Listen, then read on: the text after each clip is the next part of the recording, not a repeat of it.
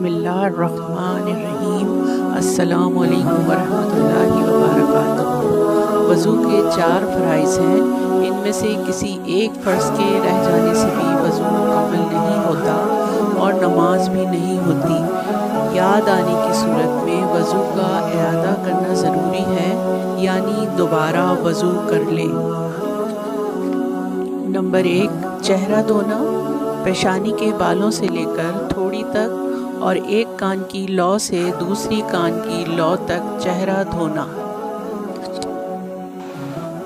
Number 2، دونوں ہاتھوں کو کونیوں سمیت دھونا۔ نمبر 3، چوتھائی سر کا مسح کرنا۔ نمبر 4، دونوں پیروں کو ٹخنوں سمیت دھونا۔